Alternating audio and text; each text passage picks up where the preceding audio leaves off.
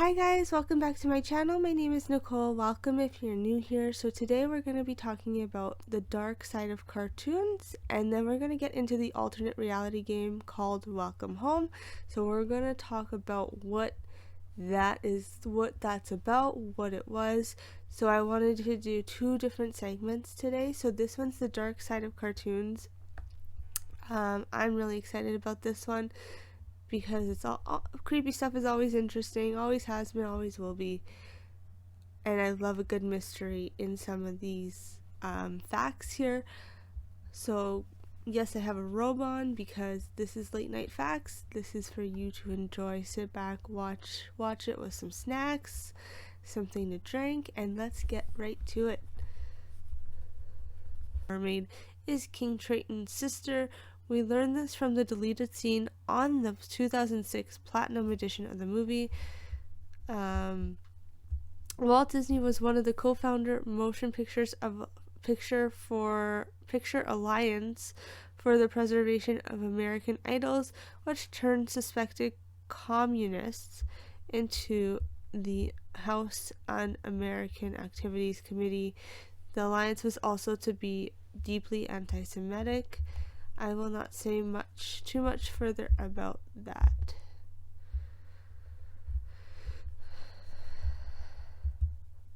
Next one is The Little Mermaid was released in 1989. It had surprisingly racist fish under the sea, which was the Fluke, who is the Duke of Seoul, and the Blackfish, who sings. In 1938, Mary T. Ford applied to Walt Disney Productions looking for a job as an animator. She was rejected for being a female. The rejection letter was written on Snow White stationery decorated with two female characters. Interesting. Monster Inc. is a Pixar version of 1989's Little Monsters. I've never seen this one, Little Monsters. Has anyone else? The monsters live in a world where it's their job to scare human children. Every child's room contains a portal of the monster world. At one point, the friendly blue-horned monster scares his human friend and questions his job. In Beauty and the Beast, we learn that all the servants have been enchanted to become household objects, even the plates and forks. Then we enter the Forbidden West Wing, which is full of shattered furniture and decorations. The only logical conclusion is that these are dead servants smashed by the beast in a fit of rage. That's a little creepy to think about. In Disney Universe, pretty is good and ugly is evil. So, for example, the beautiful queen, turns ugly to commit murder. The Beast gets more handsome as he gets nicer. So Toy Story is startlingly similar to a 1986 TV special called The Christmas Toy. Interesting. The toys come to life when no one is around. The main character is a toy who worries about being replaced when he learns his owner is getting a new toy. The new toy is an egocentric character from outer space that confuses fantasy and reality. This is also so interesting. So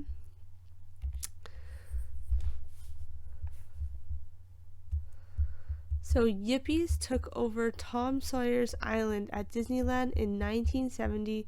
They staged a smoke-in to protest the dress code, which had already been relaxed. Disney was not amused.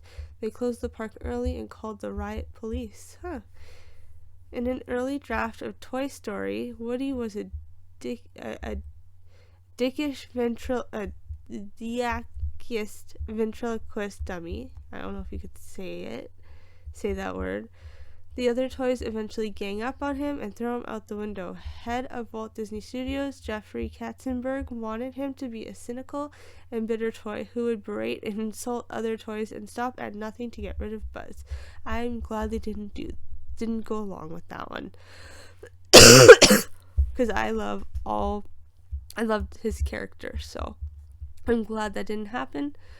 There is a real human skull among the decorations on the Pirates of the Caribbean ride at Disneyland. It's in the headboard of the bed in the big treasure room. I have a question about that. Why does that not smell? Why, how is that even allowed? How did that get in there? I have many questions. Like, that doesn't make sense to me, how they were allowed even to have that in there. Or how did they sneak it in? Did they purposely do it? Was it the workers? I would love to know more of that. I'd love to know what you guys think of that, because I think that's totally bizarre how that was even put in there at all, and disrespectful to whoever's skull that was. So Adriana Gasolati made $970 for her performance as the voice of Snow White, as she was unable to find acting work after the movie came out because her voice became so recognized. Interesting, huh? You would think people would want her more in acting than that. But anyways, moving on, in 1966, a teenager was killed while attempting to sneak into Disneyland by climbing onto the monorail track. He was stuck by the train and dragged 30 to 40 feet down the track despite the warnings yelled at him by a security guard. The security guard said that he had to hose the kid off the underside. Oh, I'm so sorry about that. That is awful. Okay, number 5. There have been 2 deaths caused by the Matterhorn ride at Disneyland. In 1964, a 15-year-old boy from Long Beach was injured after he stood up in the Matterhorn bobsleds and fell out. He died 3 days later as a result of those injuries. In 1984, a 48-year-old woman was killed when she was thrown from a Matterhorn bobsled car and struck by the next oncoming bobsled. Neither of them were wearing seatbelts. So, I don't know about you guys, but this is why we have workers to check on us to make sure that our seatbelts are not working, or are working or not. That is one of the reasons I get a little nervous to go on rides. I still do it because I love it. I still love the rides. I love the adrenaline you get and everything when you go on, when you get off, before you're getting on. However, you would never think that this would happen. However, it does, unfortunately. I'm very sorry about those that had happened back then. So staffers at the Haunted Mansion ride at Disney parks have to be constantly on the lookout for people dumping ashes. Apparently, being the 1,000th happy haunt is a popular last request. Interesting. I love the Haunted Mansion ride. That was so cool to see. I love the movie. I'm excited for the second one to come out. I loved the fake apparition scene, for what I remember, going into Disney World. That was really cool. I don't know if the mansion that they had filmed in was a real mansion, or if it was just a set and a video of just some random mansion, because that'd be cool to tour if that was like a real thing. So yeah, so next is the Snow Queen, is the story of a white fairy who kidnapped a little boy. She kisses the boy Kay, causing him to lose his memory, and takes him back to her castle. Then Kay's friend Gerda spends her entire childhood searching for him. When Disney turned the story into a movie, they called it Frozen. Interesting. And what I was told is the reason they made that movie Frozen. Another fact for you is because they wanted people to stop searching up that Walt Disney was frozen. They froze his body, and they wanted people to stop searching that up. So in place of it, they made the movie Frozen. Who knows if that was actually really true? It is very possible. So sooner or later, this is Finding Nemo now. Sooner or later, either Marlin or Nemo is going to have to turn female so they can mate. Clownfish are hermaphrodites. Oh my god, what's with my wording? Meaning they change gender to mate. Since Marlin and Nemo are the only clownfish in their part of the ocean. They'll need to mate to repopulate the species. And lastly, at least 35 Disney World employees have been arrested since 2006, accused of blank crimes. I'm not going to say that word. Trying to meet certain young people. I don't want to even say it, but you know what I'm getting at. So they were arrested for some really horrible crimes. You could look that up later. Yeah, that is it. I had no idea that that's a lot of people to be arrested for that. I guess you really got to be careful of who you hire. Yeah, and then that is it for now for that segment. So let's get into the welcome home segment that I am beyond excited to talk about, because this one here is something that I think is so cool, so interesting. I love when people get a group together to turn things back to life.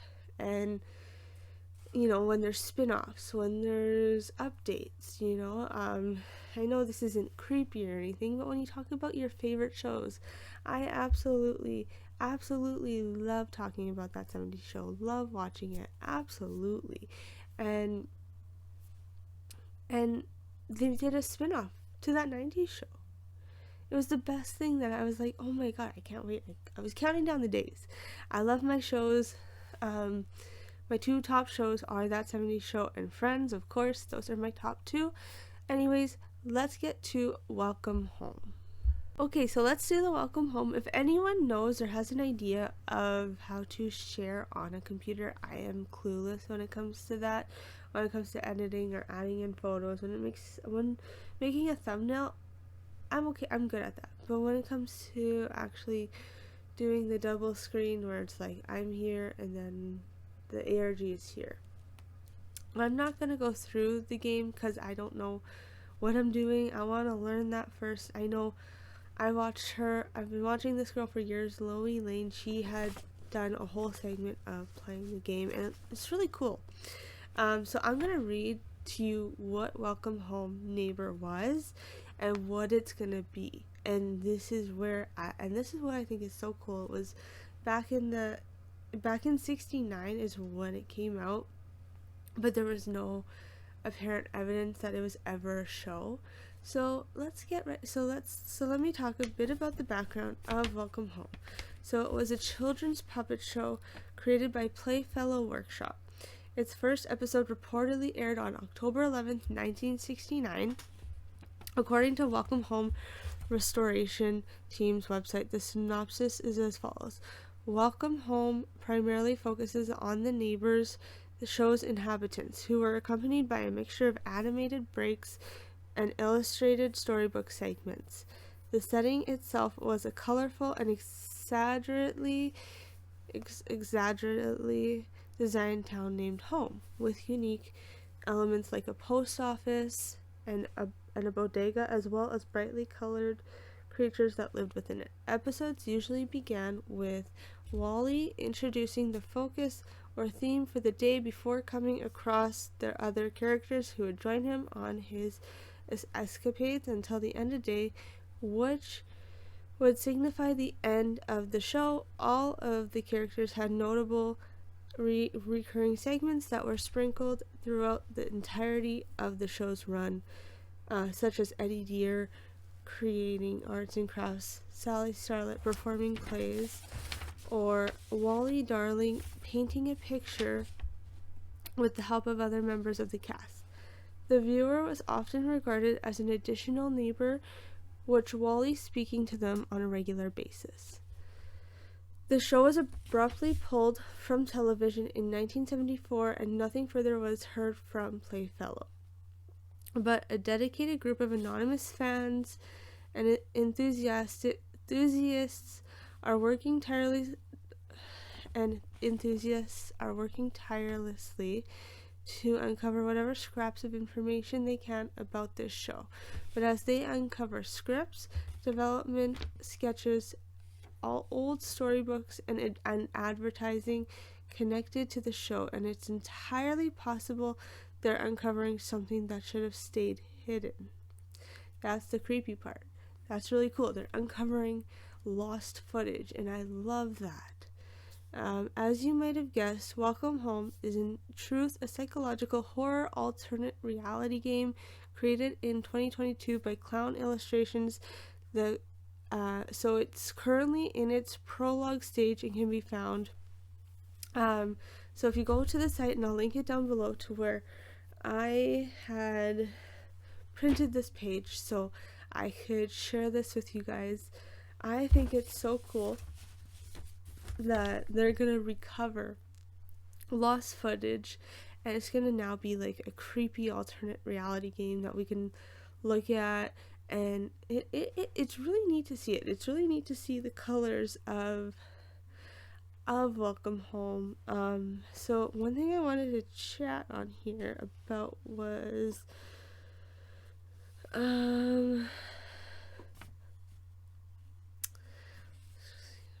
body background is covered with them, not to mention what appears. There was something I wanted to talk about that was really neat that I found. Here we go. So disguised horror story. So this is where I believe it's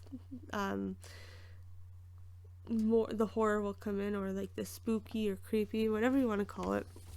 So it says the Welcome Home website introduces itself as an archive of all things related to the production of eponymous fictional puppet show.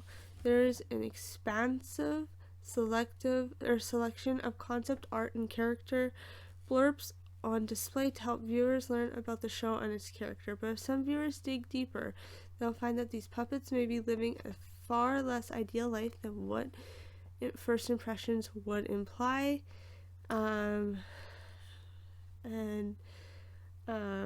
So there's keeping circulating tape. So there's like, so what I'd seen was there's tapes that need to be recovered, and that's what they're going to be doing. And everyone has a different sort of character, or obviously there's different characters, and it seems like what I have been reading up on, not Wally's a little confused of where he is, or he is just confused in general. I would love what you guys think of this ARG reality game coming up, or it's still in the works too. I'd love to know your opinions and what you guys think about it, what you guys think about the facts that I had shared. I talk really fast sometimes, so I don't mean to, but I do. What else is there to share on here?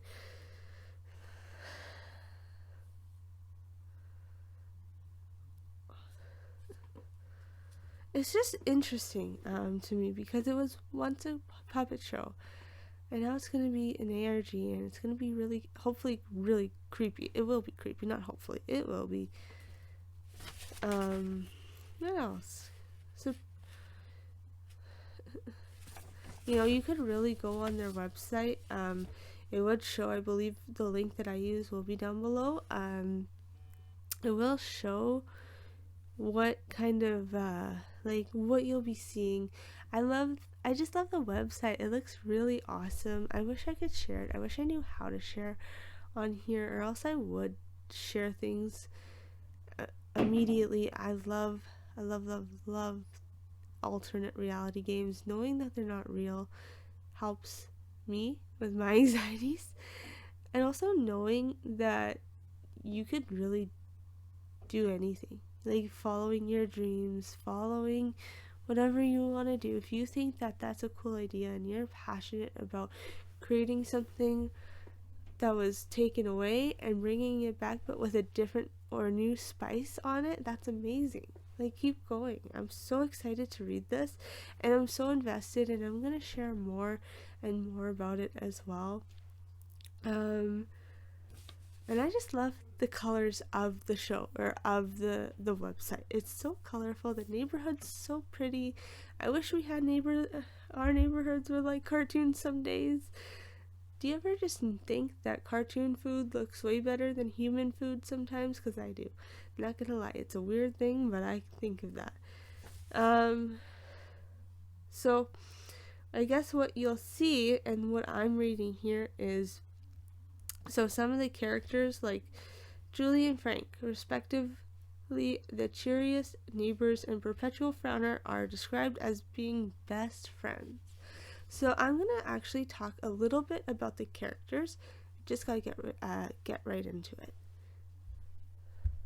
Okay, so some of the characters to talk about with Welcome Home are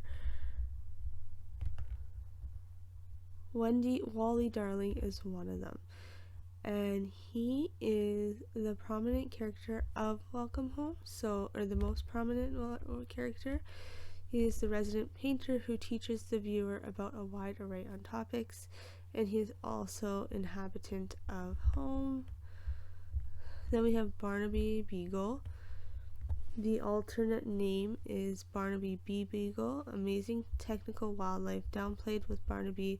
While blue dogs do exist in real life, none of them are the pastel blue of Barnaby's fur. And she looks like she's kind of like, she likes to juggle. And she's a huge beagle, is funny, smiling goofball. At least he's supposed to be. So Barnaby's a he, and he's really cute, actually. We have Julie Joyful. So she is late 60s, specifically as a chronological reference to the show in 1969 premiere. She wears her hair long with a visible bump that highly resembles a bouffant. She sports 70s hair in a later concept art that depicts her with feathered hair a la Farrah Fawcett. This is fun. Frankly, he kind of looks like he's a grumpy pants. He has a thick, dark one that emphasizes his grouchy personality, like they're always in furrow. Frank has 2 circles on his cheeks. He just is a full-on frown, but probably with a big heart. We have Poppy Partridge. She highly resembles a chicken and is called as such in her description, referring to tendency to panic combined with her size. She's a literal big chicken. Howdy Pillar is a big creepy crawly. He's a giant anthropomorphic caterpillar who towers over the other characters in artwork, subverted since he's the good-natured local shopkeeper. There is a shop on the site too, like not to buy things like in the neighborhood, like a fake shop. Sally Starlet, the backstory is pretty close to of Satan himself. She makes it clear she wants to be a star. Her desire is to be famous at acting and singing. She occasionally ropes her friends into her antics. Always fun. Eddie Deer. He is downplayed. He's the mailman. He's described as the best mailman in the neighborhood, but also pointing out in the same breath that it's because there are no other mailmen to compare himself to. It's not meant to be patronizing, though. Has this big smile on his face, just delivering his. So that was the last character, and that's all I'm gonna talk about with you guys tonight because it's getting late, but also those were the 2 things that I thought were the most interesting to talk about. I wanted to bring up the characters. I don't know how, again, I wish I knew how to share my screen, or else I would do so. I might have a different way for next time. Anyways, have an awesome rest of your evening. Thank you guys so much for listening in. Bye now.